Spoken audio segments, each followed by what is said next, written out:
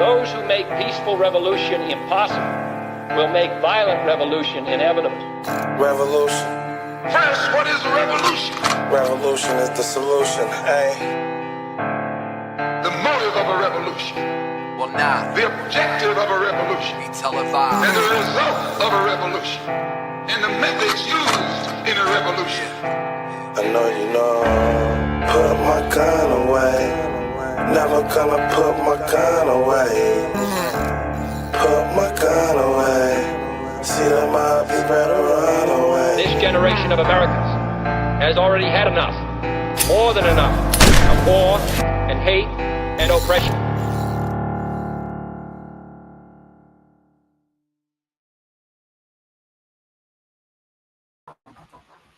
Hello, Internet. I hope everybody's having a fantastic evening. I hope my Internet is working okay. Hopefully my intro looked like it was a little choppy, so I don't even know if you guys heard it, but that's all right. Hopefully, if I'm all blocky, pixelated, or my audio sounds stupid, please let me know in the chat. Symbolic T, Wally World, nice to see you. Thanks for joining.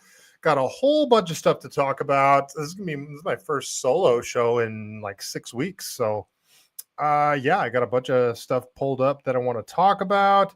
I don't have to work tomorrow, so I am all lubed up on caffeine right now because I don't have to go to bed like right after the show. So I am juiced, folks. I am juiced right now. Absolutely hopped up on caffeine. Yeah, and I also I'm going to try to make it through the whole show, but I rolled my ankle. I might have to pee like midway through the show, and it has to do with rolling my ankle. Sounds weird, right? Because I started, can you guys tell I'm hopped up on caffeine? I rolled my ankle, so I can't run. So I decided I'm going to start lifting weights and try to get buff, well, ish, and try to build my core. So I won't keep rolling my ankle on trail runs. And I started taking creatine again. It's making me piss like a race donkey. So hopefully I can make it all the way through the show without peeing myself, and everything will be fun. So if you are here, drop a comment in the chat, like, share, subscribe, all that stuff that I forgot to tell you guys to do, like every episode. So, give it a thumbs up, all that good stuff. Hope everybody's having a fantastic end of the summer weekend, and hopefully got out, did something fun. I took my dog to the river yesterday, let her swim around, made some friends. It was nice. It was like 90-something degrees outside, though, so I took her a little too far, and she started panting a little too hard, like she's doing right now. You see her back there, long dog. She's long dog, and I don't know if you could see her, folks, but she's back there panting because she refuses to go downstairs where it's cooler.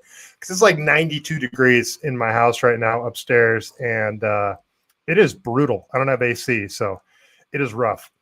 All right, we got a bunch of topics to talk about tonight. I'm going to talk about that mass shooter in Minnesota. You want to say hi? You want to say hi to everybody? Come on. All right, say hi to Wally World. Okay, there you go. This is Scarlett. She's the star of the show. There she is. First shot. Creatine, wait until you get to TRT. Bro, I would do TRT. I'm 41, man. First shot, how do I get TRT? I would absolutely do it. Can I ask my doctor? Will they hook me up? I have Kaiser, so yeah, I would totally be down with TRT. Start being a real athlete again. We're going to talk about that Minnesota mass shooter and what the right seems to be pushing after this event. Thank you, First Shot. I appreciate it. Yeah. If I could, I would love to do TRT is testosterone replacement therapy. I haven't checked if my testosterone levels are low. I like to think that I have high testosterone, but who knows? My buddy Roscoe, who's a former scout, I shouldn't put him on blast like this, but I'm going to anyway. Sorry, Roscoe. He was a former scout sniper in the Marines, Brazilian Jiu-Jitsu black belt, like the ultimate badass. He had low testosterone, so he started doing TRT, and he told me it was a nightmare to get. And he started going off saying he's like, it's easier for a 14-year-old girl that wants to trans herself to get testosterone than it is for a middle-aged guy that wants to boost his testosterone. So it's just kind of funny. I wonder if I'll even be able to get it. Anyway, yeah, so we're going to talk about the Minneapolis mass shooter. We're going to talk a bit about a bunch of California stuff, talking about Venezuela. because Venezuela is a story that's sort of flying under the radar right now. Not a lot of people are talking about it, and they're making moves out there. It is interesting what's going on over there in Venezuela and what our government seems to be doing. And yeah, that's probably the three main things that I'll have time to get into tonight. Again, I'm going to try to make it through the whole show without peeing, but if I have to, I'm going to keep this to 90 minutes, maybe 2 hours. But yeah, so let's get right into it. And again, drop a comment in the chat, like, share, subscribe, all that good stuff. And let's talk about this Minneapolis situation, shall we? Let's see if I can remember how to operate things over here. All right, so let's go over to Man in America. Let's see, there we go. All right, so I just pulled this up just to have the effects or how many victims there were in the shooting. So as you know, in Minneapolis, Minnesota, some deranged psychopath decided to open fire on a Catholic church school through the stained glass windows, and 2 children are dead and 17 are wounded. So I'm going to try to not actually say this dude's name. It was a dude that identified as a female. I don't need to say his name. And before I even get into it, there's a lot of like, every time a mass shooter like this, or there's a mass shooting like this, the left and the right immediately want to blame it on each other and say, this is a leftist, this was a right winger. And though this person was a male to female transgender person, the ideology isn't so clear. I mean, they had, do bad things to Trump, free Palestine stuff, or like anti-Israel stuff, but they also had some other messages that this person seemed more like an anarchist than a hardcore liberal or anything like this to me. Just a psychopath. And in my opinion, it doesn't really matter what side of the aisle you're on. This is a horrible thing, and things like this need to be minimized with every way. Well, they need to be minimized without infringing on people's rights to defend themselves. And we'll get into that a little bit later on what I think we need to do in order to make these events stop occurring. So, shooter left behind shooter left behind manifesto, do bad things to Trump, sponsored by BlackRock, record scrubbed hours after being flagged. Yeah, so there's some weird tinfoily stuff around this one too.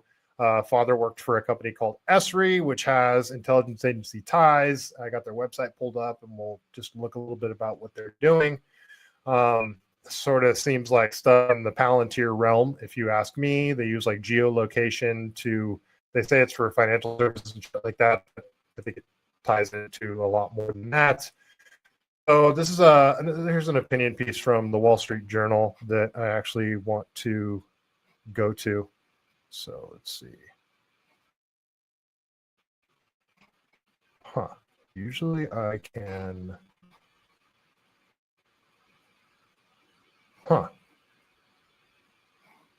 Why is it doing that? Well, that kind of sucks. Usually I have a share this tab instead option, and I don't now. So this is annoying. So am I going to have to unshare and then share every single time? That's going to suck if I have to do that. Anyway. All right. This is an opinion piece from the Wall Street Journal. Usually I try to steer clear of Wall Street Journal opinion pieces. Well, opinion pieces altogether, but this is this person raises some good points. And I don't know if I'll read the whole article because he kind of gets to the main point in his first 2 paragraphs here. All right.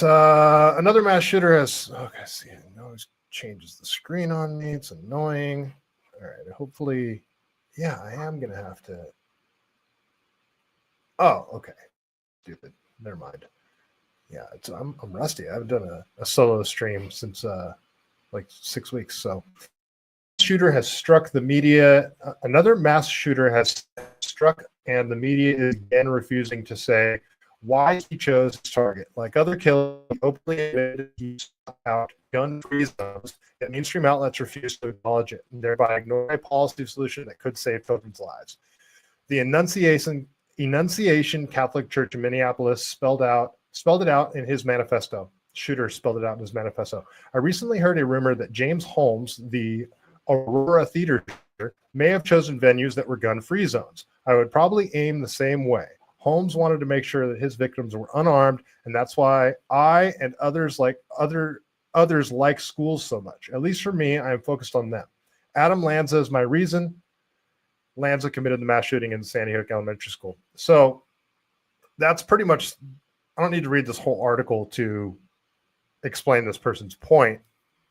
Gun-free zones. So, and I heard somebody else say this earlier. It might have even been Charlie Kirk, who's been annoying the shit out of me lately, but he made a very good point. You know, we have armed security guards at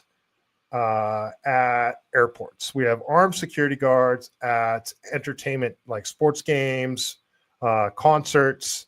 We protect those with armed security, but for some reason we don't at schools, which is weird to me because when I was in high school, we had cops all over the place at the beginning and at the end of school and during lunch. We had cops on golf courts rolling around during lunch, and then we had cops positioned outside of the school.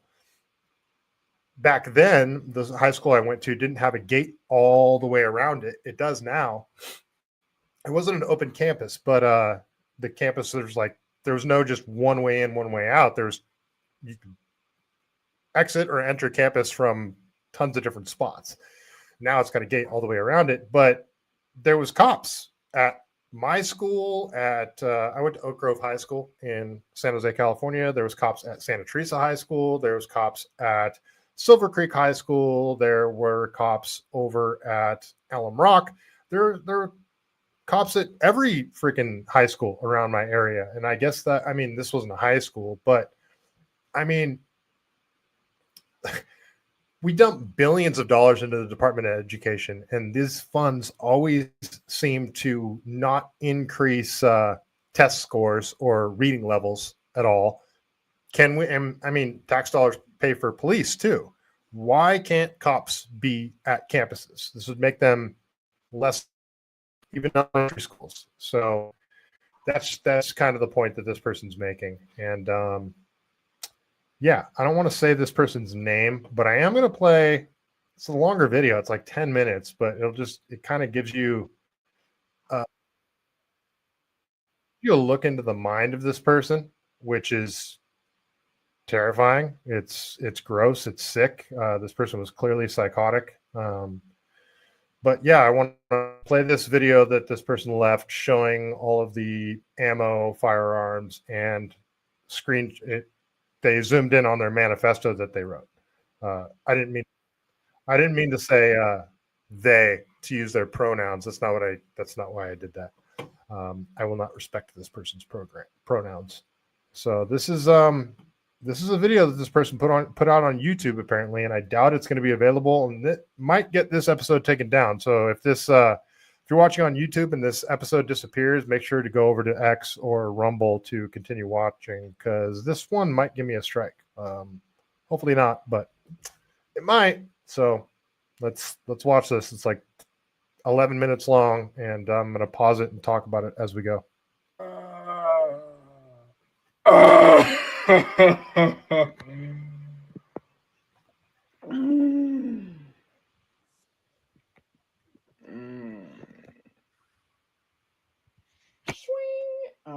Here's my note to my family and shit. Some English writing. Wow. Hope you can read that. Yeah. Peace, love, unity, and guns. Fuck Пока, my brata. Пока.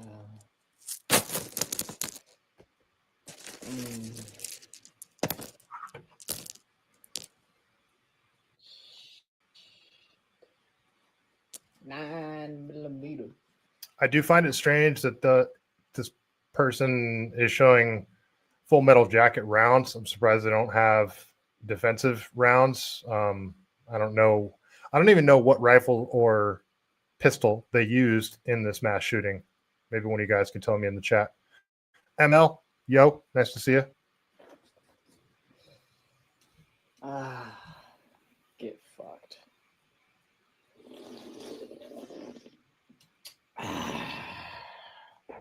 This message brought to you by BlackRock and ExxonMobil. I don't know why they said that. Another BlackRock reference.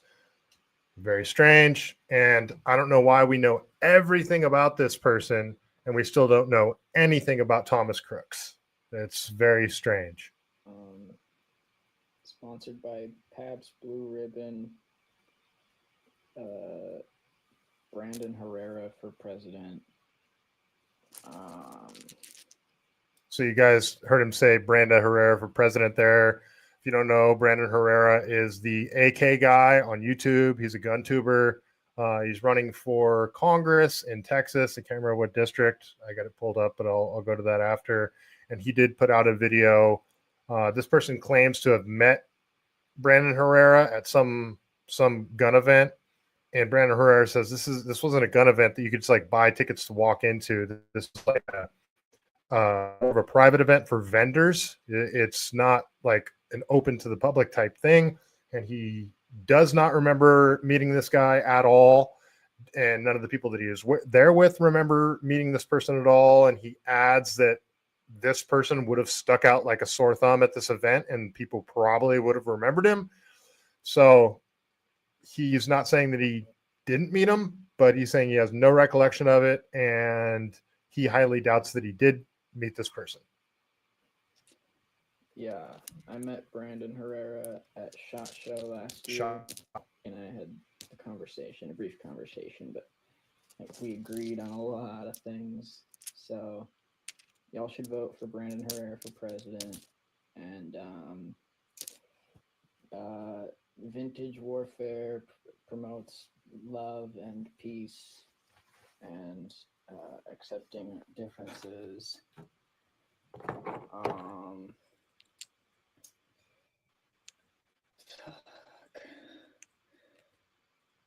Tomorrow. Is that 7.62? What ammunition is that? I've never even seen black rounds before. I'm sorry to my family. But that's it. That's the only people I'm sorry to. Fuck those kids.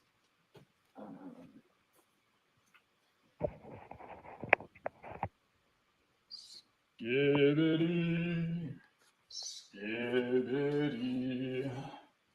That person also had Skibbity written on one of the magazines. I guess that's some sort of Zoomer phrase that I've never heard of.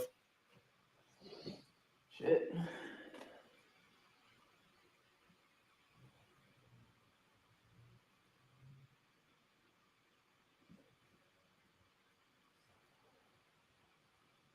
I regret everything. I didn't ask for life. I didn't ask for death. Make my own fucking stars.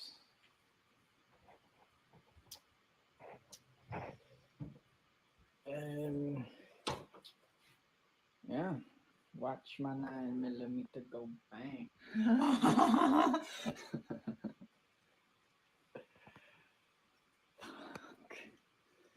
So a target with Jesus taped to the head of the target.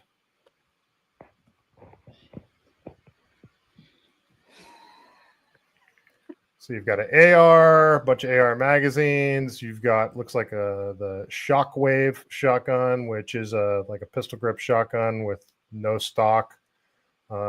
Tactical gloves, Walker ear protection, a 9mm pistol, it looks like. And he's got stuff written all over the magazines, just a bunch of deranged shit. Where is your God?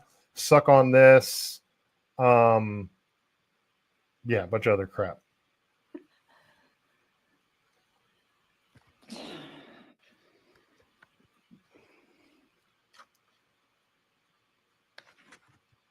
Pain and Hate. Looks like I said Heisenberg before. Drain Tip 556. I'm the woker, baby. Why so curious?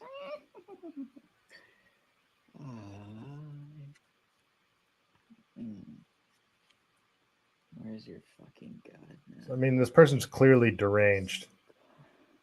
Vape God, I guess, is some sort of artist, some sort of musician. I believe they put out a statement denouncing this idiot too. There's Skibbity again. Skibbity Riz.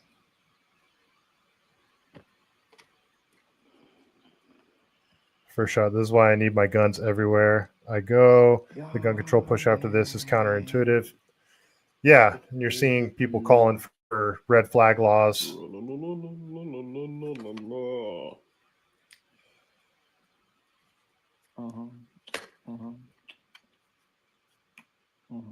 The big boy. Fucking rip and tear. That's the big one.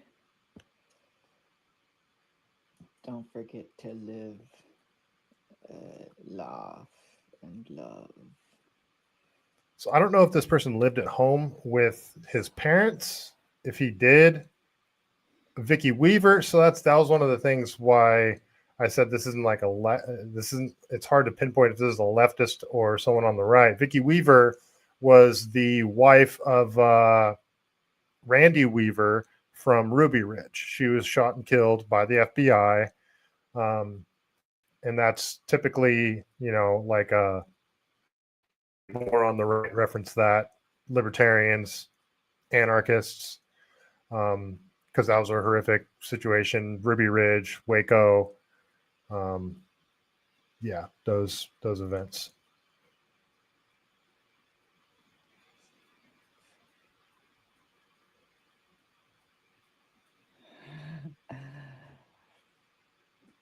While holding her baby, yeah, that's right. First shot. Okay, so I made it.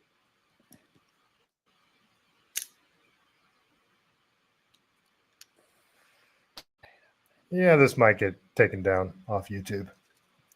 Some smoke, extra thick. It says "Gas the Jays" on it. Eat shit, motherfucker. Go smart. And what did this person do for a living? How does this person have? I mean, he's only showing 4 firearms here, but I mean, what AR is that? I can't tell from here. But he's got a rail on it. I don't know if he's got like an expensive red dot on there. Does he even have no sights whatsoever on his shotgun? But that's not really the shotgun that you need sights on.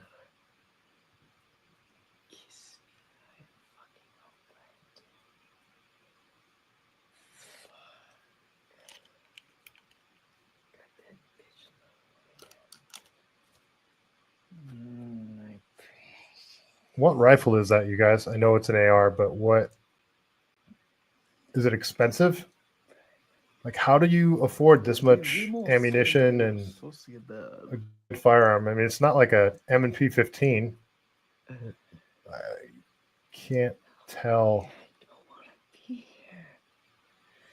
Well, you're here. He's probably got $2,000 in that rifle, at least. Oh, another one. I mean, if somebody shows, he's got Waco right there on his shotgun or on his rifle. If he shows up at the range with all this shit written all over his rifle and mags with shit written all over it, especially crazy shit like this, people are gonna be like, "What the fuck?" He's got the, do something bad to Trump now. Fuck Nigel. I don't know who that is. Dude raped someone. I don't know what that symbol means. Yeah, man. Yeah. Got my new headphones so I can hear them scream. What a sick fuck. I got my headphones so I can hear them scream, is what he says. Here's my belt. 6 million wasn't enough. Obviously making a reference to the Holocaust.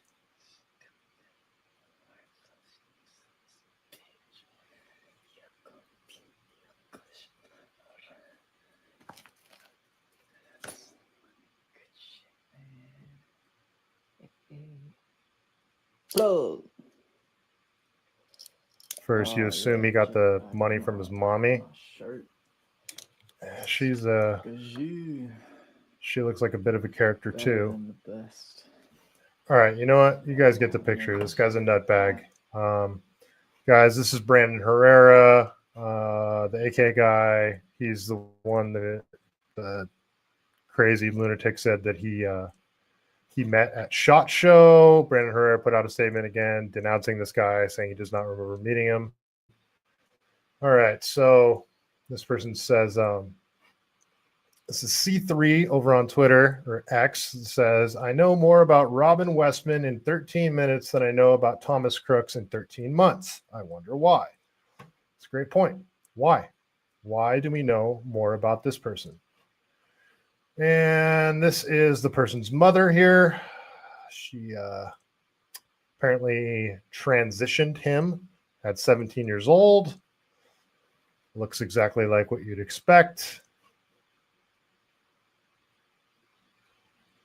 This is Restoring the Faith, I should say. This is the Face of Pure Evil. This is Robin Westman's mother. Sorry, I said a stupid name. I didn't mean to. Mary Grace Westman. She worked at a Catholic school. They awarded her service. She worked at a Catholic school. It was freaking amazing. She petitioned the court to change Robert's gender when he was 17. White liberal women are an actual menace to society, he says. I tend to agree. And then this is from the Patriot Oasis. And he says, breaking, the Minnesota transgender killer's father worked for 29 years as a top-level CIA DOD contractor per reports. Now, that makes it sound like he was working directly for the intelligence agencies. He worked for a company called ESRI, ESRI, and went to the University of Wisconsin. He was in St. Paul, Minnesota. This is ESRI's website here. So they use, like right here, they got, what is location intelligence? Location intelligence is the insight gained from visualizing and analyzing geospatial data. Layering location-specific data such as demographics, traffic, environment, economics, and weather on a smart app or dashboard reveals unique insights. Leaders use location intelligence to better understand where and why things are happening and plan what to do next. So, I mean, that sounds very much like pre-crime to me, a lot like what Palantir does. So it's very strange that he worked for a company that has Department of Defense contracts, CIA contracts, and they use AI and algorithms to basically create likely scenarios that might occur based on geolocation data.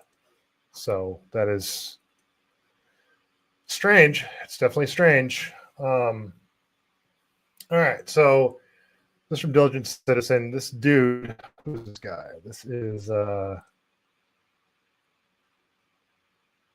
don't know who this guy is. I'd never heard of him before. He's got a podcast though. that probably more people watch than my stupid podcast. But he goes on Fox News, and what this dude said is just straight creepy. He's got something called Gideon, which I'll say, well, Gideon, ironically. So, you know, Palantir. Palantir is, you know what Palantir is, but Palantir is from the Lord of the Rings. It was that little ball that they used to. Do you guys remember? It was like Sauron's. It wasn't the all-seeing eye, but if somebody picked up this little like crystal ball type thing, Sauron could see into that person. That's what Palantir was. Well, Gideon was a character in Minority Report, and Gideon is the sentry for the pre-crime division Department of Containment. Gideon is confined to a wheelchair. All the reason is unknown. He was basically the guy that when somebody got busted for pre-crime, they would get put in Minority Report in the movie. They would get put into like a cryogenic type chamber and like stored. And this was the guy that was in charge of it, Gideon. So this dude over on Fox News said he's releasing what he calls Gideon, and it's AI software, basically, essentially to detect pre-crime or to target people. So let's listen to what this idiot has to say. Correct. I am now about to launch Gideon, America's first ever AI threat detection platform built specifically for law enforcement. AI threat detection platform built for law enforcement.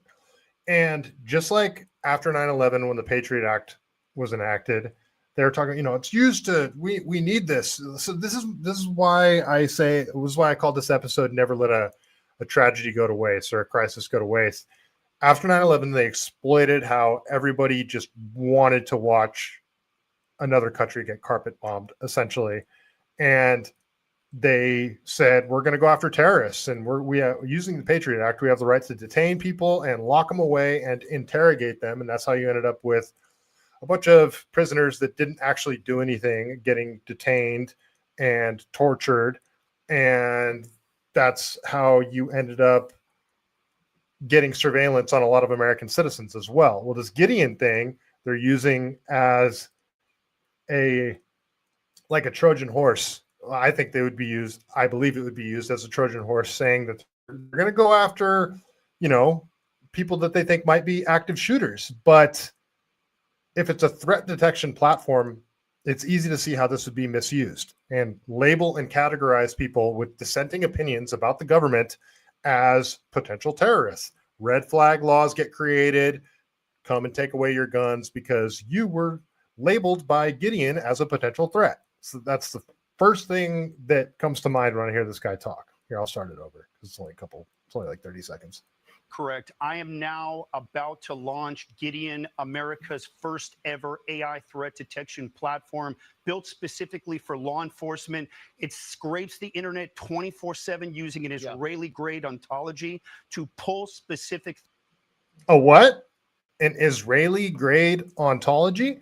And what was that Israeli-created system that the LAPD was using as well? I can't remember the name of it. If one of you guys knows off the top of your head, it's same. So weird, huh? This thing he wants to release is created by Israeli intelligence. Interesting.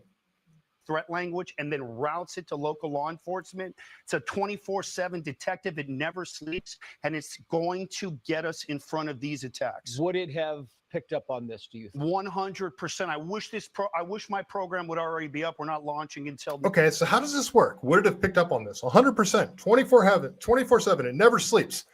So, okay, it would have identified this guy before the mass shooting happened. What would you have done? Would you have gone to his house and taken his guns using red flag laws?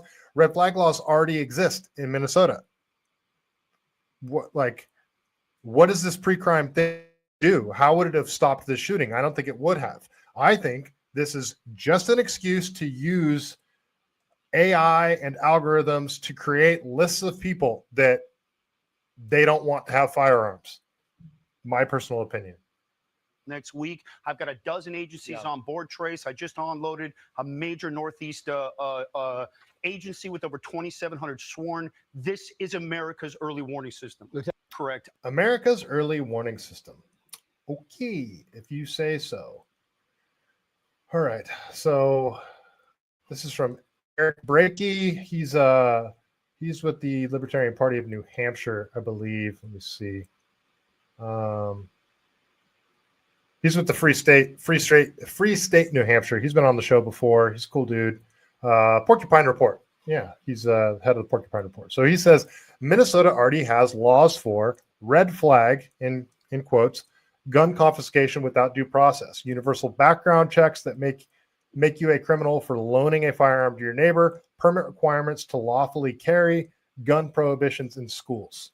So he's just pointing out that those things are already in place. Red flag laws where they can confiscate your weapons without due process. Those laws are already in place, and they didn't stop this mass shooting. Those who worship the state, however, want you to continue praying to their higher power for more gun control to deliver us from evil. It's like my whole point whatsoever. I mean, so what's going to stop this? More guns? No, more people with guns in strategic positions outside of schools. The right for teachers to carry if they want to. I even think that if a high school student is 18, they should be able to carry at school. I know that's a very controversial take, but I mean, there used to be rifle clubs at school. People used to carry rifles and shotguns in the back of their trucks. I know allowing students to carry is a very touchy subject there, but you know, just thinking out loud, if they go through some sort of program to carry, you can't flash your weapon, that kind of thing. I don't know. I'm just thinking out loud. But if you're 18, if you're allowed to own a firearm, why, and you can get a concealed carry permit, why can't you carry it at school if you're 18? I know. You guys let me know why I'm wrong in the chat there. Okay, let's keep going. All right. So after all of this, I asked, I just put out a tweet saying Grok probably works for Palantir. And I said that just kind of jokingly. And then Pete Grabber, I don't know if you're watching, says, Grok, is it likely Palantir has been integrated into Grok and XAI? I mean, I couldn't believe it. Grok says, no, Palantir hasn't been integrated into Grok or XAI. But in February of 2025, Grok was integrated into Palantir's AIP program, and that's artificial intelligence platform, and broader partnership with XAI was announced in May for AI and finance. So I talk a lot about Palantir on this show, and Palantir's like Gotham program, for example, that is, it doesn't collect data, it aggregates data. So data needs to be plugged into it. So it's not just scouring the web for location data, purchases, things you said on the internet. It's not doing that, but you can plug all of that stuff into it and it can create a profile on a person for you. Well, now it seems that Palantir is doing that. They are collecting the data, and they're collecting it through not only XAI and Grok, but they are, I asked Grok, that it's more than that. It's they're using Google's AI. They're using ChatGPT, OpenAI. So it's not just Grok. It's Meta's Llama, which I've never even heard of. Google's Gemini, OpenAI, ChatGPT, and Anthropic's Claude. I never heard of that one either. But all of these different AI systems seem to be integrated into Palantir's, what do they call it? Foundry program. So, I mean, Palantir's Gotham created back in like 2015. So they've had 10 years to refine this thing. And now it seems like they are scraping the internet for just like what he was just talking with this, what do they call it? called it Gideon. So this Gideon program, I mean, I guess this is the Israeli government's own thing, even though Palantir is heavily affiliated with Israel. I believe they even have offices in Tel Aviv. So, yeah. It's pre-crime, guys. It's pre-crime. Red flag laws, pre-crime. Another way to put you on lists for dissenting opinions and all that shit. So never let a crisis go to waste, because that's what they're calling for now. So that's that's really all I want to talk about this mass shooter, because he doesn't deserve any more of anyone's time. But you can already see how they're using it to try and push an agenda. It's weird how there's only like one mass shooting in history that they didn't do this with, and it was the largest mass shooting in American history, and that was the Las Vegas shooting. It's weird how that just disappeared. That story, very very weird, especially since that story has a lot of inconsistencies, let's say, in the official story or the official narrative of what they were saying it was. So yeah, it's interesting how they didn't push this agenda after the Las Vegas shooting. I don't know why. I wonder why. All right, we'll keep going. First shot. Yeah, it's Patriot Act 2.0. Yeah, it's what it seems like to me anyway. All right, let's keep going. So this is it's a quick video out of Boston, and I only wanted to pull this up because it relates to something here in Silicon Valley, and I find it interesting. It's it's about visa holders and prices of things. So let's go over to U.S. tech workers and watch this quick video here.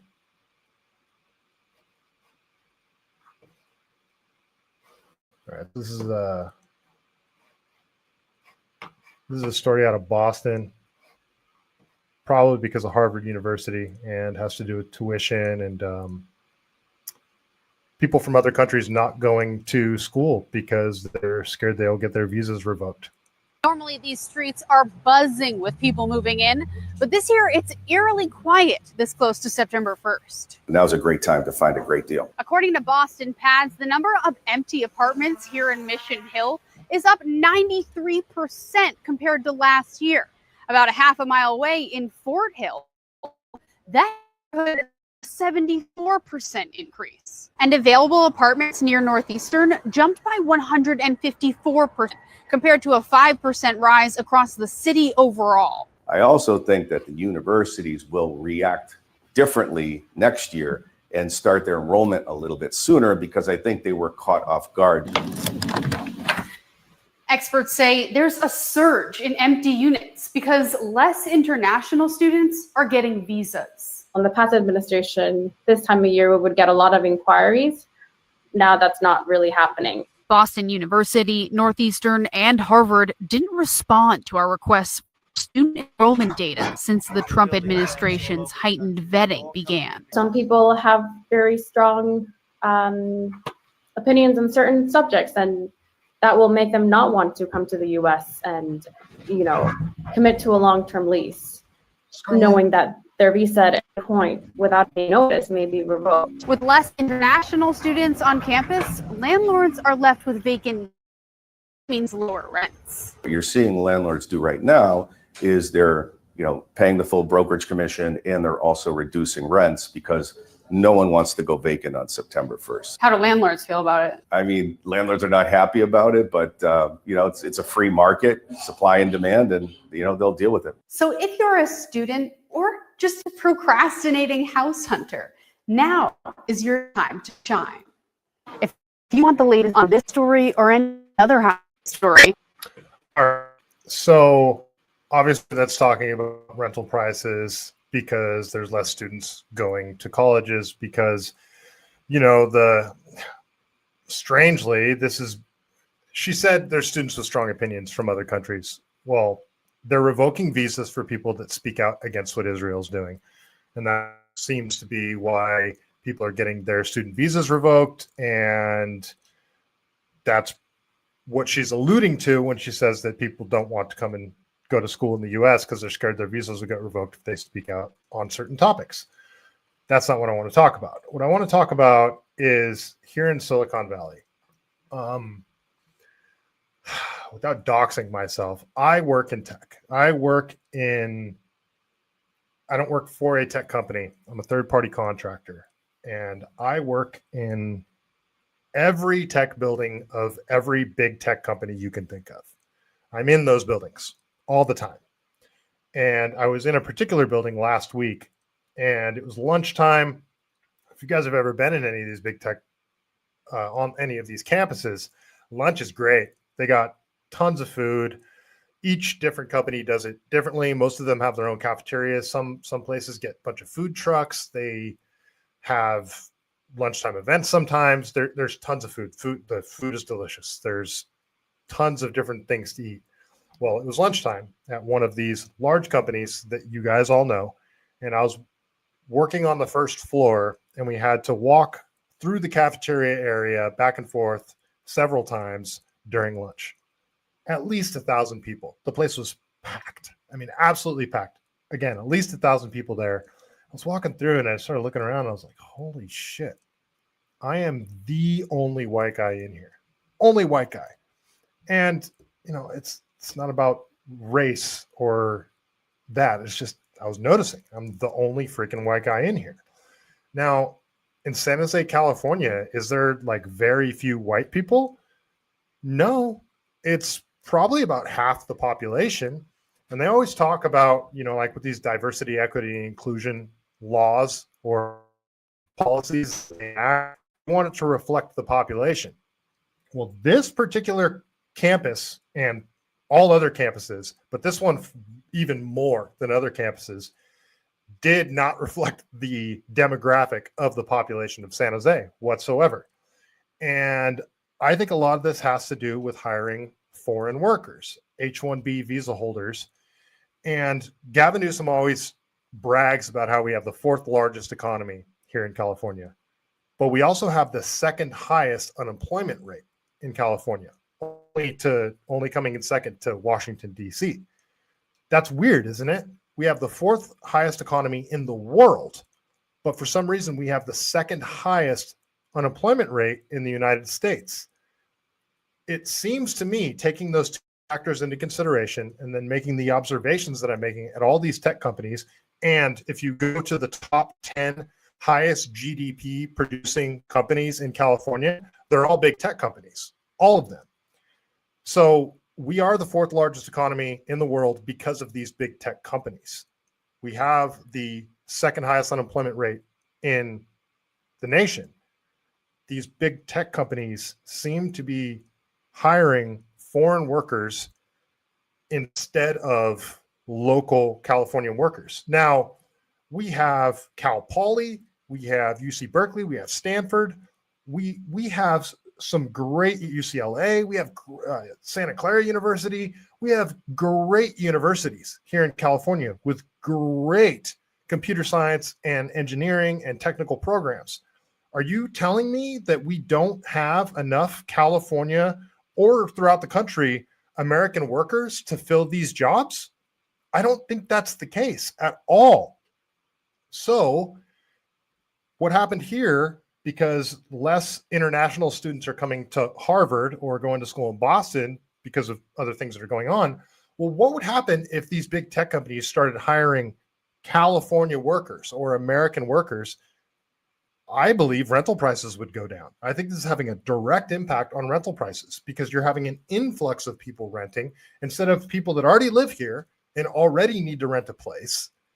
It's all fake. It's all artificial. So yeah, like that's the only reason why I wanted to talk about this, because it's the fact that California has the fourth largest economy, but we have the second highest unemployment rate in the nation. How is that possible? How the hell is that possible? Especially when the top 10 GDP producing companies in California are tech companies. Why do we have such a high unemployment rate? It has to be because we're hiring foreign workers over American workers. And again, I don't think this is because we don't have the American workers to fill these jobs. I think there's highly qualified people. I just think they want to pay them less, personally. So that's why I wanted to play that, because that's what I think is going on. Maybe I'm missing something. Maybe I'm wrong. Maybe I'm completely out of my element here, but this seems obvious to me. So that's just me. That's just me, folks. Let me know if you think I'm wrong. Dave, what up, Lon? How you doing? Hope you're having a good one. I need to have you on my show, Lonnie. You need to get a studio put together, and we could just talk shit for a couple hours back and forth. All right, let's talk about some California stuff now, shall we? Hope everybody's doing well. If you're watching, like, share, subscribe, all that good stuff. Let's go over to Kentucky Girl here on the X platform and see what she has to say. So let me get to the right screen here. What just happened? All right. So Kentucky Girl here says,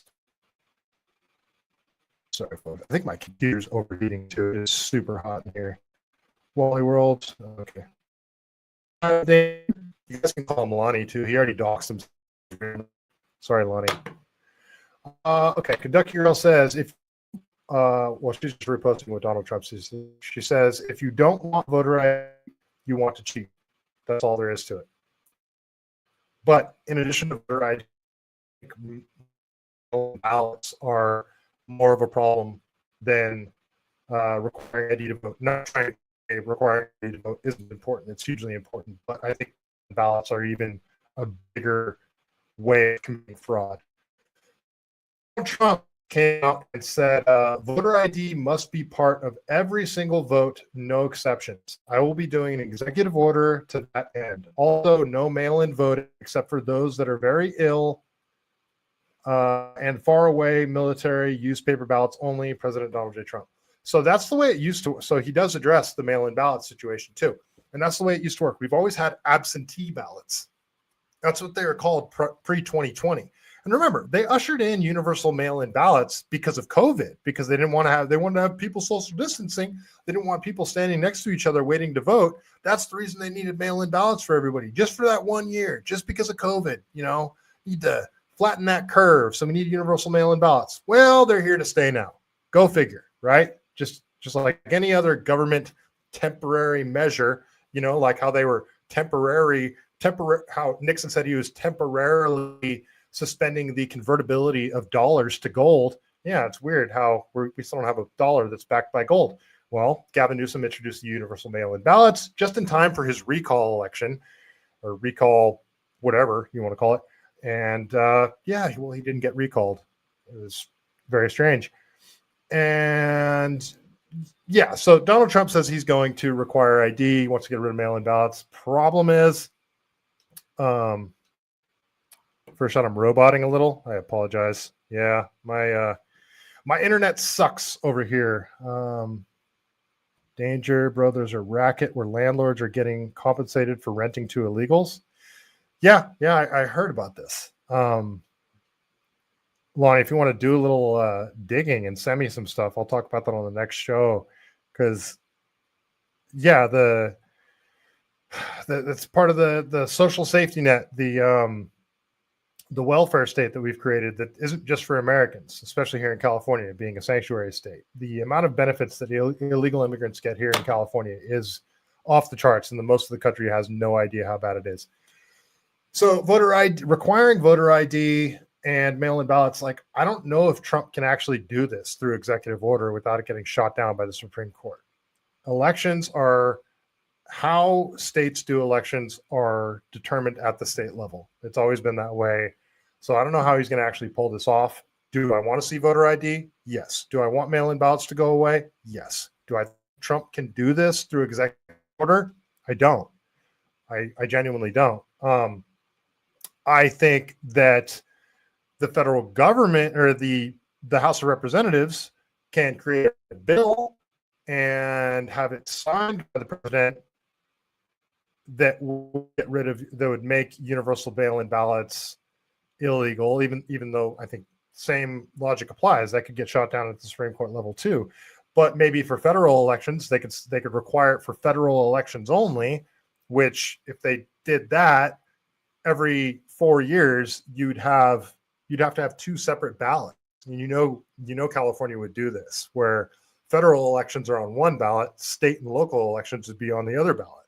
So, and you wouldn't need ID for that one. You'd only need it for anyway. So yeah, I want to see this happen? Yes. Do I think Trump can do this? I don't. Hopefully I'm wrong. I don't know.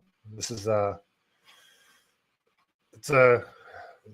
it's a tricky one. I don't know if that can actually work. So attorney Michael E. Gates says, I wrote the first ever local voter ID law in California in 2024 for the city of Huntington Beach, Orange County. Orange County is red. Orange County is based. Then successfully defended it in court when Rob Bonta tried to sue to stop it. Voter ID is required. So surprisingly, that actually usually any time counties or cities try to tamp down on the fraudulent attempt to rig California elections, usually California courts shoot that shit down. So I'm surprised that didn't get shot down, requiring ID to vote in Orange County. So that's just Michael E. Gates had to say regarding voter ID. So it already exists in Huntington Beach. It'd be nice if other cities did it, but the red cities don't want to. And this is an interesting graphic here. So these are all the blue, right? All these nations don't require voter ID. Would you look at that? I think they should have a graphic for states that also don't have, unless the whole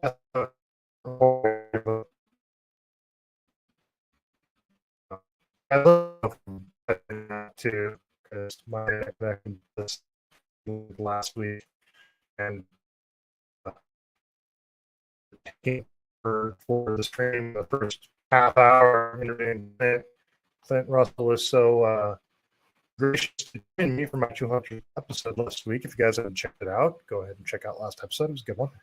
So yeah, all these blue states don't require ID to vote. Look at that. Whole West Coast, Oregon, Washington, California. You've got New Mexico, Colorado, Illinois, Minnesota, New York, Maine, Virginia, all these other states just don't require ID to vote. They're blue. How weird. How weird. This clip was going viral from Gavin Newsom. It's just a 15-second clip.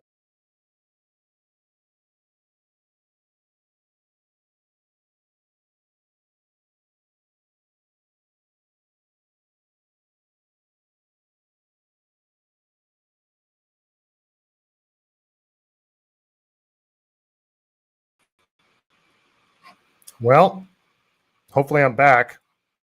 Sorry, it booted me, folks. That was well, you knew it was going to happen at least once. I swear my router seems to be getting worse as the temperature increase. So let me know if I'm back, folks. Am I back? Can you guys hear me? Let me know in the chat if you can hear me.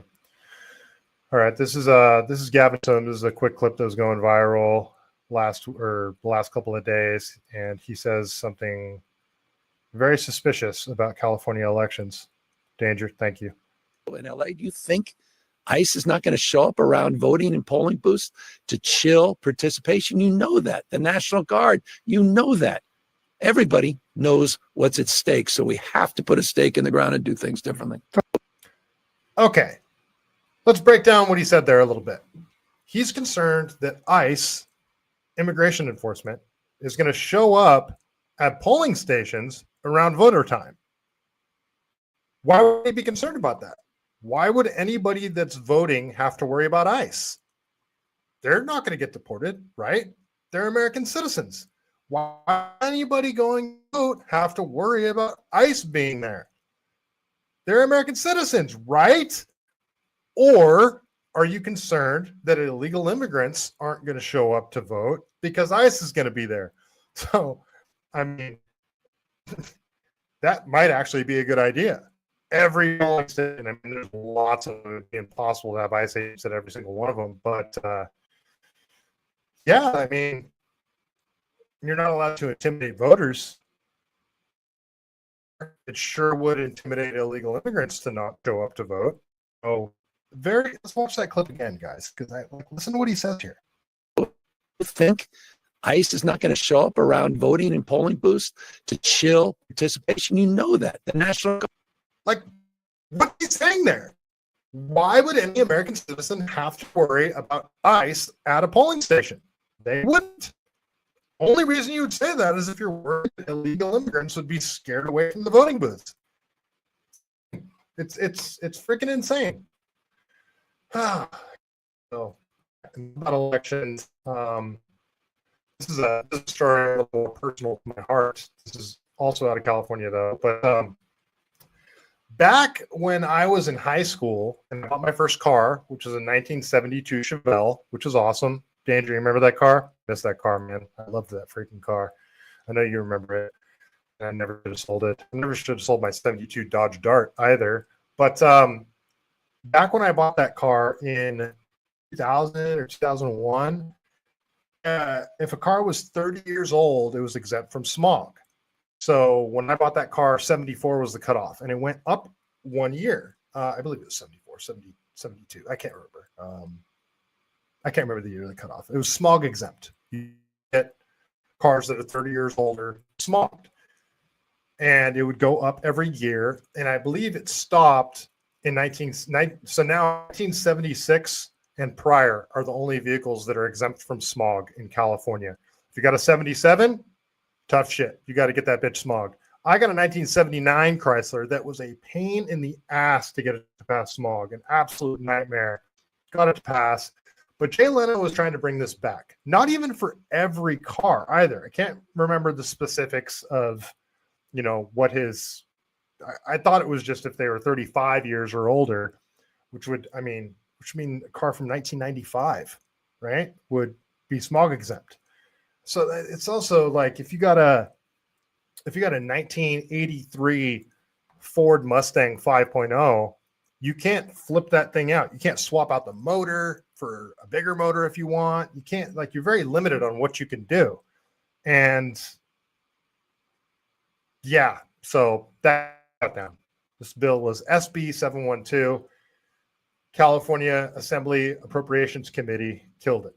So still can't have those smog exempt vehicles, even if they're 35 years old here in California. So if you got a 1977 or later vehicle, that thing still has to get smogged. So broke my heart, guys.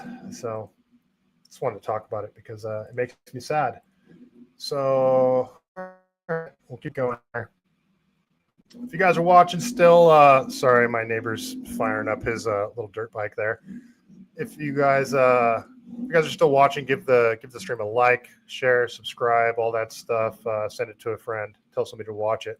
That kind of stuff, Follow on YouTube, follow on Rumble, all that good stuff. So this is from Mike Netter. He says, just so you know, Reed Hastings, the co-founder and chairman of Netflix, has donated $2 million to back Gavin Newsom's redistricting campaign in California. Reed Hastings was also the single largest individual donor to California Governor Gavin Newsom's fight in the 2021 recall effort. Hastings' contribution was $3 million to check Newsom's anti-recall campaign. Anyone wonder what he gets in return? So yeah, I wonder what Netflix gets. Oh shit. Damn it. Am I frozen, you guys? Back. Oh boy. Let me know if I'm back, you guys. Okay. Did you guys hear what I said? So Reed Hastings, co-founder of Netflix, donated $2 million to Gavin Newsom's redistricting campaign in California. So yeah, wonder what he's getting back. That's the point of that. So keep going here. So let's read this article. I think I got it pulled up here. Yeah. So this is out of Santa Monica, or out of Beverly Hills, I should say. So here, I'll just play the video. Unified schools. The superintendent of Beverly Hills Unified Schools has put a stop to a move to fly Israeli flags at district campuses and facilities. The school board voted yesterday to have the display as a way to show solidarity against anti-Semitism. But Superintendent Dr. Alex Chernis said it can't happen. In a statement today, he said, quote, "In light of heightened safety concerns around the displaying of flags on our campuses, I have made the decision to take immediate action for the safety and security of our students," end quote. So this was, I believe it's like Jewish Heritage Month or something like that. And California schools were going to display the Israeli flag for Jewish Heritage Month or something like that. Now, I don't think any foreign country's flag should be flown in any school, any federal building, any government affiliated anything, personally. And I also don't think that if you are trying to have some sort of appreciation month or appreciation month of Jewish heritage, the Israeli flag doesn't necessarily represent Jewish heritage. Plenty of Jews that do not support Israel whatsoever. And yeah, so even though this is hardcore leftists doing this, I wholeheartedly agree that they are not going to fly the Israeli flag. Yeah, so Beverly Hills decided to do that. So I almost made it through a whole episode without talking about Israel, you guys. Almost, but I didn't. Well, we'll move on. I won't dive too deep into the Israel topic. I'm sure that'll be for next week. So this is I should have put this after what Mike Netter said about Netflix contributing to the redistricting campaign. As you guys know, in response to Texas, Gavin Newsom decided, you're going to try to get more seats in Congress by redistricting. We're going to do the same here in California. So this is the current map. This is the proposed map. So it's hard to break down what each district would do, but basically what they're doing is they're taking heavily blue areas, like all of the coast, much except for Orange County, San Luis Obispo County, and this county is very high up at the top here of California, on the border with Oregon. Those are the only counties along the coast that are red or purple. What they want to do, like look at District 2 on the left. So you got 2 and 1, and then look at what it would be on the right. So it would take, so you guys also realize that the coastal regions are much more heavily populated than the regions that are farther inland, where the mountains are, where the Central Valley is. Well, they want to extend, they want to change the districts to where they're going much farther inland, much farther east, and not just representing the coastlines. So this would inherently turn red districts blue. So that's how they would get more congressional seats, by redistricting this. So it's blatant in your face election rigging, and they're calling it a bill against election rigging.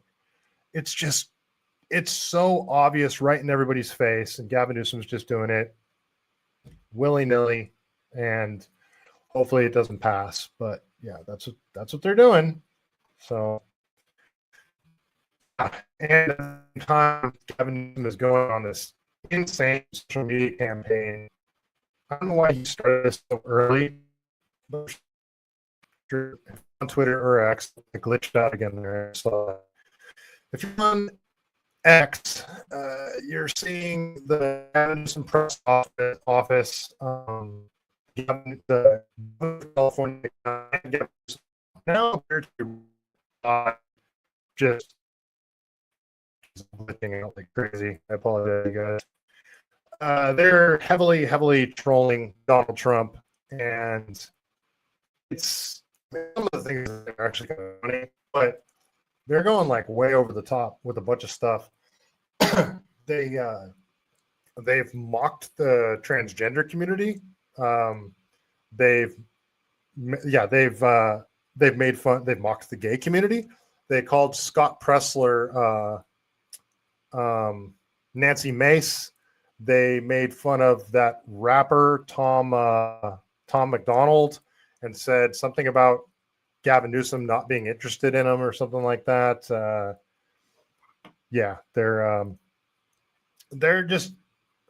They're trolling heavily, and they're just being stupid on the internet. And I don't know if this tactic is going to work, but it's definitely drawing a lot of attention to Gavin Newsom. It's so early. I'm just curious why they're doing it, and I don't know. It's going to feel like, to me, it feels like it's going to end up being another failed attempt at gaining positive publicity, like when he started his podcast. I don't even know if that thing's still on the air. Wally World, my district here in Pennsylvania, went from Republicans plus 15 to a Democrat plus 15 back in 2018. Did they redistrict, or was it just flipped? That's interesting. Very interesting. Wonder what Scott Pressler has to say about that stuff. Oh yeah, they made fun of Scott Pressler too. So, oh yeah, they called Scott Pressler Nancy Mace, which is actually kind of funny. But I mean, you're kind of making fun of the transgender community when you do that. So, just thought that was interesting. All right, that's enough California stuff that I want to talk about tonight. We're doing pretty good on time. Maybe I will be able to keep this to 90 minutes. So I do want to talk a bit about Venezuela, because that story seems to be flying under the radar here. So let's talk about it. Let's talk about it, folks.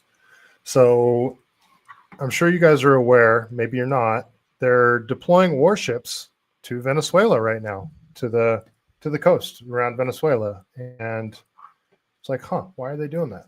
Why are they deploying warships to Venezuela? So this is from Defense Intelligence over on the X platform. And he says 7 U.S. warships, including an assault ship, a cruiser, and a nuclear submarine, have arrived in South America. But what's really driving this sudden move near Venezuela? So let's watch this quick video. It's only a minute long.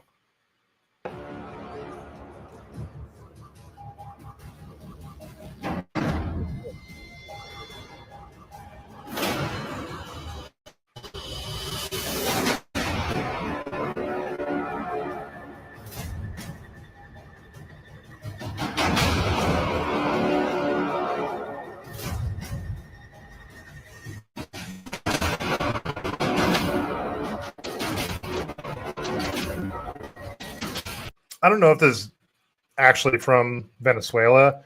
So you got a B-2 bomber, a stealth B-2 bomber, and what is this big giant guy called? I forgot. I mean, awesome planes, but I don't think those are deployed anywhere near Venezuela right now. Maybe it is from Venezuela.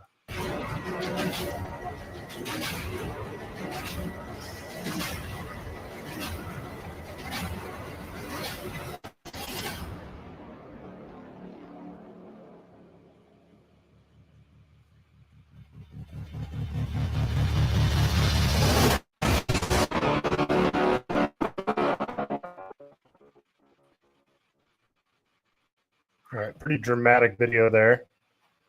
So let's see what the neocons are saying and why they're deploying troops to Venezuela. So this is some gentleman from Fox News on Fox News saying why we are deploying troops to Venezuela. Maduro is the leader of all the cartels. Well, okay, well, they're going to get Maduro. Right, but I mean, are you supporting regime change at that point? I mean, like any other regime change, Gaddafi, freaking Saddam Hussein, just not supporting those dictators. You're not in favor of regime change by the hands of the CIA and government, that doesn't mean you support those leaders. If there's going to be a regime change, it should be done by the people of that country. So, but we'll get into that in a minute. 7 vessels, including 3 guided missile destroyers, to the waters off Venezuela to combat threats from Latin American drug cartels. Venezuela's defense minister announcing a significant drone deployment in response, including naval patrols along the Caribbean coast. Congressman, I want to get your reaction to this because obviously the violence in Venezuela that we've seen has driven in part that mass migration that we saw towards the U.S. border under Joe Biden. Yeah, you see, the Venezuela is not controlled by a government. It's actually been taken over by a narco cartel, El Cartel de los Soles, which is a terrorist organization. Look, President Trump is the president of peace and prosperity, but he's trading every single day. The president wants to keep the American people safe. And he is right to designate these cartels as terrorist organizations. Cartel de los Soles is responsible for the death of multiple Americans. This is a president that's not willing to stand idly by while Americans are dying. And so I commend the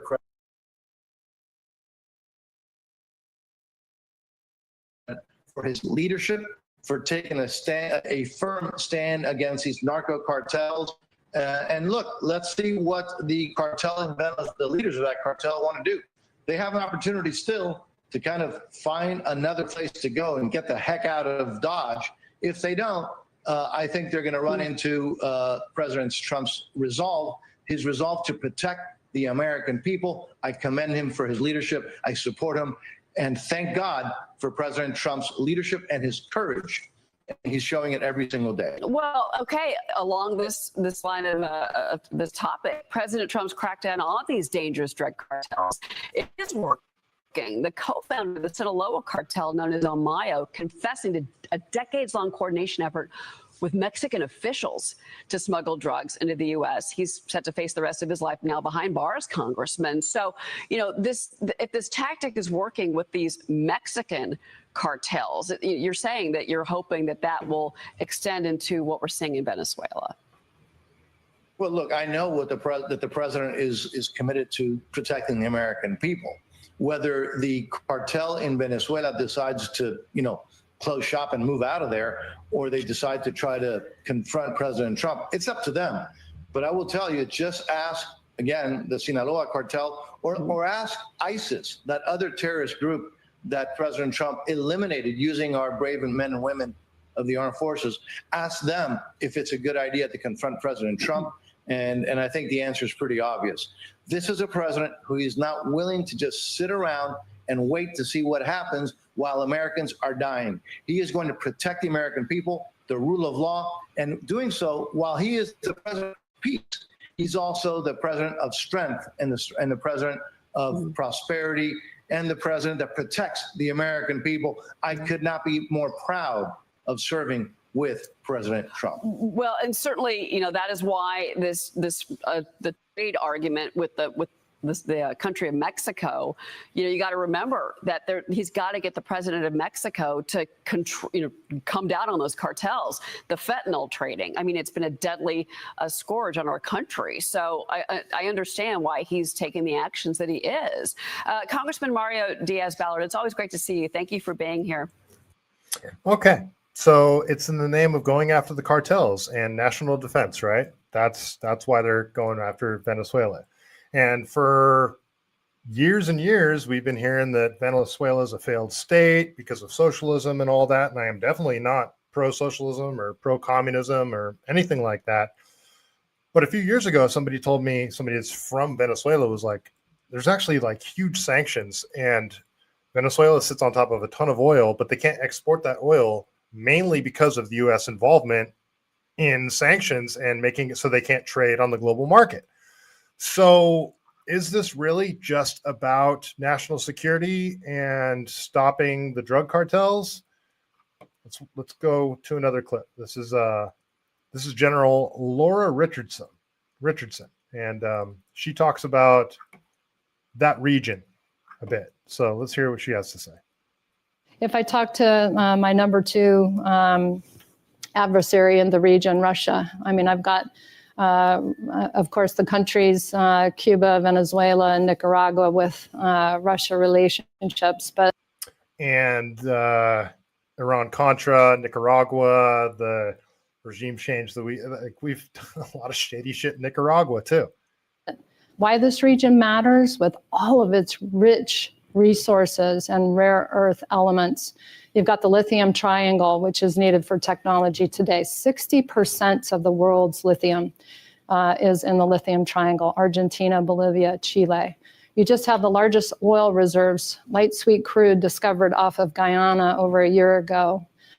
You have Venezuela's resources as well with oil, copper, gold.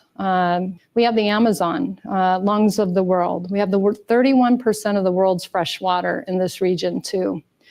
I mean, it's just off the charts. We have a lot to do. This region matters. It has a lot to do with national security. So she didn't really seem too concerned about drug cartels and drugs coming into America. She mentioned national security, but what she seemed to be prioritizing is the assets of these countries. So is it really about stopping the cartels, or is it more about gaining control over the resources of Venezuela? I don't know. I don't know. This is a longer video, but it says it makes some claims to the contrary about why we're really going into Venezuela. So this is from Gen X Girl over on X. She put this out. I don't know if she created this video, but we're going to watch the whole thing. It's a bit longer, but I'm going to try and play the whole thing without interruptions as well. What exactly is the U.S. up to in Venezuela? A New York Times report from 2018 claims that the Trump administration held secret meetings in 2017 with Venezuelan military officers to discuss their plans to overthrow President Nicolas Maduro. That would not have been the first time a U.S. administration has meddled in Venezuela's affairs. In fact, U.S. involvement in Venezuela dates back decades. Well, it's not new. As the history record proves, the U.S. has sought regime change in Venezuela since the election of Hugo Chavez. This has been going on a long time. I think the main difference is that the Trump administration is much more aggressive about it and open about it. But you can't talk about U.S. intervention in Venezuela or even Latin America without mentioning a nearly 200-year-old policy called the Monroe Doctrine. To put it simply, it basically declared that the United States had a kind of supremacy in this hemisphere. Originally designed to block European powers claiming colonies in Latin America, the Monroe Doctrine was later interpreted to mean the U.S. also claimed the right to overrule the democratic process on the continent through invasions, coups, and CIA covert operations. The United States is an empire, and so if you're an empire, you want as many countries as possible to line up with you. And so the pawns matter as well in a chess game. In 2013, Secretary of State John Kerry announced the end of the Monroe Doctrine. Many years ago, the United States dictated a policy that defined the hemisphere for many years after. We've moved past that era. But how true is that statement? It never ended. In terms of foreign policy, there is very little difference between liberal Democrats and conservative Republicans on the matter of exercise of U.S. foreign power in Latin America. We've had coups supported by Democrats and we've had coups supported by Republicans. Venezuela also checks another key box of reasons for U.S. intervention: oil. Venezuela's petroleum production reached an all-time high in 1970. A few years later, in 1976, the industry was nationalized. Venezuela has some of the largest deposits of oil in the world, and potentially that oil could be a great asset, as Mr. Bolton has said, if American companies are able to exploit it. Venezuela was always seen as a very willing ally and also as a constant supply of oil. But beyond oil, the U.S. was desperate to prevent this former ally from becoming a socialist state. Venezuela was the beginning of a radical political change in Latin America, beginning in 1998. Venezuela went from being the model democracy, the preferred option that the U.S. promoted in Latin America, a pacted democracy that always supported the U.S., to being its nemesis when the election of Hugo Chavez, who promoted regional integration, national sovereignty, nationalism, and an alternative to the U.S. promotion of free trade and neoliberalism in Latin America. Hugo Chavez's election was particularly concerning for the U.S. He not only sought to use Venezuela's oil wealth to fund healthcare, education, and other benefits for the poor, but he also aligned with Cuba's Fidel Castro, Washington's longtime nemesis in Latin America. So in that sense, Venezuela becomes a thorn in the side of the U.S. And you add to that the election of Chavez in Venezuela was quickly followed by Lula in Brazil, the Kirchners in Argentina, Correa in Ecuador, Morales in Bolivia, Bachelet in Chile. And you saw a change in the geopolitical character in the landscape of Latin America. And that's threatened the U.S.'s hegemony. So that what's happening now in many cases is an effort to recoup that hegemony. And Venezuela is part of that effort to recover the U.S.'s control and power. In 2002, after 18 people were killed in an anti-government protest, Venezuelan military officers and opposition leaders staged a coup to overthrow President Chavez. U.S. government officials serving under George W. Bush at the time denied having any prior knowledge of the coup, while American officials said they would not support any extra-constitutional moves to oust Chavez. There were CIA documents that were made public that showed that the United States government had advanced knowledge of the coup. Intervention doesn't always rely on force. President Trump announced sanctions on Venezuela's state-run oil industry in an effort to press for change in the country. What we're focusing on today is disconnecting the illegitimate Maduro regime from the sources of its revenues. Well, I think that from the very beginning, the U.S. policy towards Venezuela has been one of isolating Venezuela. This was under the Bush, Obama, and now Trump administration. Venezuela depends on oil for about 95% of its export earnings. It takes oil profits, purchases food, brings it back to the country for sale. That means it can be easily intervened and can be easily upended. So sanctions means that the country no longer can, on many levels, be able to utilize its foreign assets to buy food and bring it home. Sanctions also means it can't renegotiate its debt. Sanction also means it can't buy on the international market. After the death of Hugo Chavez in 2013, his former deputy Nicolas Maduro took power. Since then, Venezuela has been rocked by political, financial, and humanitarian crises, and ordinary Venezuelans are bearing the brunt of all of them. The country is facing hyperinflation, poverty, and food shortage. People are struggling to afford basic necessities, including medicine. 3 million Venezuelans have fled to neighboring countries like Colombia and Brazil. While Maduro blames the U.S., critics, including many former supporters and officials of Hugo Chavez, blame corruption and poor governance. President Trump took advantage of the chaos and division in Venezuela to throw his support behind the self-declared interim president. His involvement in Venezuela fits a long-term pattern of U.S. intervention in Latin American politics. So you have a long history of U.S. intervention in the region. And it's very anti-democratic, very often supported dictatorships. And in the 21st century, it was mostly against these left governments who were more interested in independence and self-determination than the prior governments that were close to the U.S. The Trump administration has now called on veteran foreign policy advisor Elliot Abrams to act as special envoy on Venezuela. Abrams certainly has experience in the region, but that experience has not necessarily been in promoting democracy. Throughout the 1980s, he was a key figure in organizing the Reagan administration's support for dictators and despots in El Salvador, Guatemala, Panama, and Nicaragua.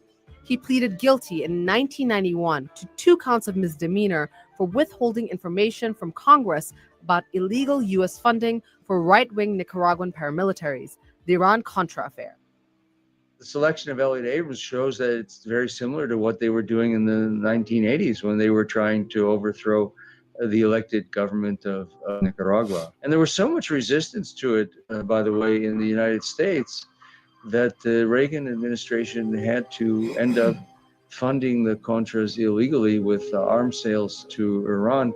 This is the neocons like John Bolton coming back and just trying to do the same thing all over again. Whatever the intentions of the United States, the opposition to Maduro is growing and popular. Years of economic mismanagement, corruption, and authoritarian repression of the media and political opposition has drawn even many supporters of Hugo Chavez onto the streets to demand that the government step down. So, is it possible to want change in Venezuela but oppose U.S. involvement in the country? I agree there needs to be change in Venezuela, but the Venezuelans have to decide that. It's a very slippery slope when we go down having the U.S. become the arbiter of internal politics in any country. So that's the point. That's the point, you guys. It's like, just because you don't support regime change in another country at the hands of the CIA doesn't mean you're supporting the leader of that country. And it should be noted that the CIA and the American government has no problem rubbing elbows with cartels as long as it suits American interests. This, from what I'm seeing, this doesn't have anything to do, I mean, I'm not gonna say it doesn't have anything to do, but this is much less to do with stopping the cartels and more to do with taking control over the resources of Venezuela. And like they noted in this video, this isn't just Trump. This was Obama, Bush before that, and I mean, you know, Reagan before Clinton in Nicaragua. The Iran-Contra shit was insane. I mean, we were essentially trading drugs for guns is what we were doing. And we're working with the cartels. The American government doesn't have a problem working with the cartels as long as the cartels are on board with what the U.S. government wants to do. So to me, this doesn't look like, we're trying to liberate the people or anything like that. This looks to me more like we're trying to gain control over the resources of Venezuela. Now, I could be wrong. Do I support Maduro? No, I don't know enough about the politics in that country to know if he's good or bad. Seems like he's not great. Seems like he is corrupt and, you know, things aren't going well under Maduro. But it also seems like the American government is chopping them off at the knees and not allowing them to trade on the global market, which is having catastrophic effects on their economy and greatly contributing to their hyperinflation, food shortages, medical shortages, all that kind of shit. So this doesn't seem like it's just Maduro. This seems like U.S. involvement, like we're strangling this country to get them to bend to our will, like we've done with so many other countries throughout history. So just looking back at all the things that we've done and applying that to what we're seeing now in Venezuela, this seems much less to me about trying to stop the cartels and more about trying to gain control over the country's resources. That's just what I'm seeing. So that's kind of much all I got on that. Josh, nice to see you, man. My ankle's Josh in the chat here. He was with me when I rolled my ankle at that race last week.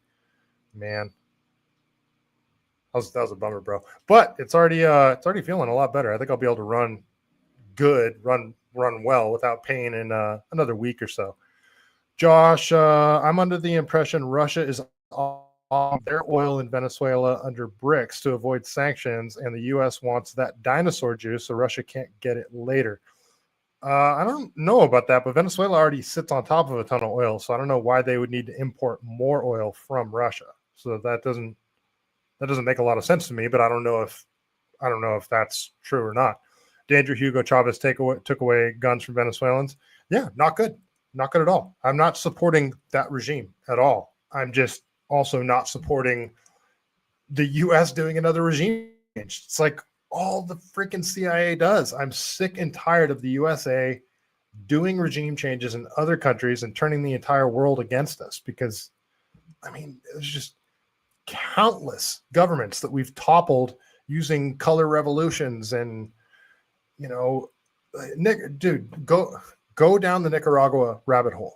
That situation, what we did there, I mean, we even did a fake war in Nicaragua where they put speakers that we infiltrated a radio station in Nicaragua, and we're putting out fake reports of Nicaragua getting invaded. I mean, it was insane what we did there. The psychological warfare that we let loose on Nicaragua. It was, I mean, back in the 70s, I believe. It's yeah, not to mention Iran-Contra, just all of it. It's all bad news, if you ask me. America first, folks. America first. Stop dicking around in Nicaragua. And I mean, if we were able to buy, if we were just allowed, or sorry, not stop dicking around in Venezuela. If we allowed Venezuela, if we removed all sanctions and said, here, you guys do with your oil what you want to do, wouldn't we be able to buy oil from Venezuela, maybe even at a good price, and our gas prices would go down? Or are they just trying to completely take it over? I don't know. I don't know. Let's see. All right. I think I'm all caught up with the chat. I think that's all I got for tonight. You guys, leave a comment and leave a comment on YouTube, on Rumble. Tell me why I'm wrong about all the stuff. Leave a comment, just whatever. Share, like, subscribe, all that good stuff. And I'll be back here again next Sunday. Hopefully I can do one throughout the week, but next week's going to be busy. I'll be driving a lot next week, so I don't know if I'll have time to do a weekday stream. So Josh, Danger, Wally World, First Shot. Let's see who else we got. ML. All you guys, thanks for joining. I appreciate it very much. Before we get out of here, you know how we do it. We got to tell a joke from the greatest book ever written, The Truth About Chuck Norris. What do we have tonight? All right.